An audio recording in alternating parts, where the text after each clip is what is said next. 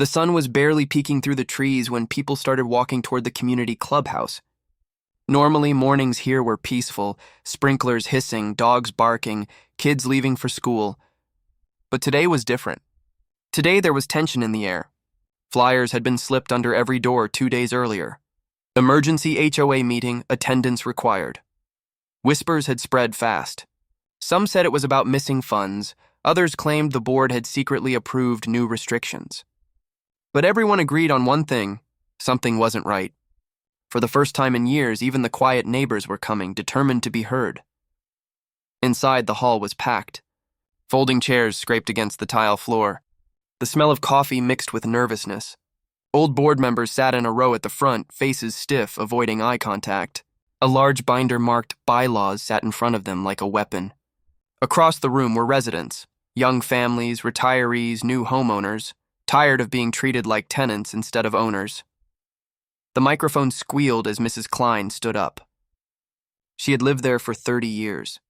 Her voice trembled, but her heart was fierce. "We trusted this board for too long," she said. "We followed every rule, paid every fine, and kept our lawns perfect. But now we want answers. Where is our money going?" The president, Mr. Grant, folded his hands and smiled politely, a smile that didn't reach his eyes. "Everything this board does," he said smoothly, "is within the bylaws. You elected us. You should trust our judgment." From the back of the hall, someone called out, "Trust? You fined me for planting a tree." Another voice added, "You threatened to tow my car for parking in my own driveway." Murmurs rose into anger. People who had been silent for years were suddenly speaking in unison. Then, something unexpected happened.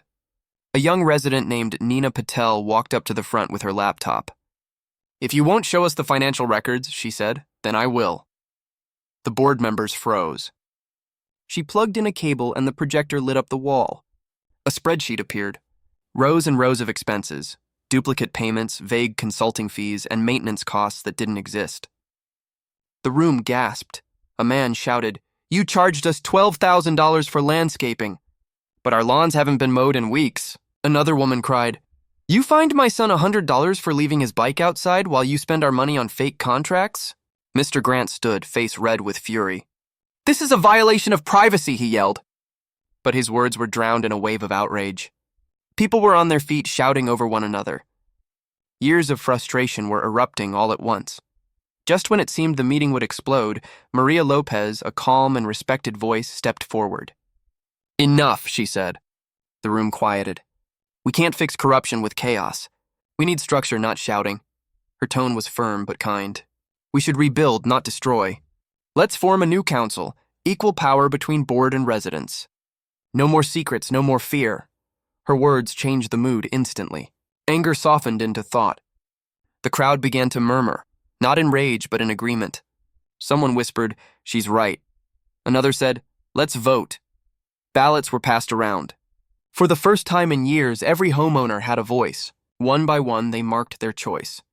The sound of papers dropping into the ballot box was like thunder rolling through the hall. When the votes were counted, the room fell silent.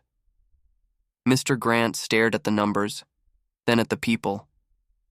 The results were clear. The board was dissolved. He had lost everything. Without a word, he gathered his papers and left the room. His footsteps echoed like the final beat of an era. For a long moment, no one spoke. Then someone started clapping. It spread like wildfire until the entire room was filled with applause and relief. Tears, laughter, and even hugs broke out among neighbors who had barely spoken before. It wasn't just a political change. It was emotional freedom. The next morning, the neighborhood looked different. The air felt lighter. The fear that had hung over the community for years was gone. Neighbors who used to avoid eye contact now stopped to talk. Children played freely again. A week later, the first meeting of the new shared council took place under the big oak tree near the playground. Half the seats were residents, half former board members. There were no suits, no formality, just people talking like equals. They discussed better transparency, fair enforcement, and most importantly, rebuilding trust. As the sun dipped below the rooftops, the narrator's voice closed the episode. Power can corrupt, but only if people stay silent. When a community finds its voice, no system can suppress it. Homeowners don't just own property, they own the right to be heard. The camera pans out over quiet streets, porch lights glowing warmly, laughter echoing from backyards. The HOA that once ruled by fear was gone, replaced by something stronger than authority: unity.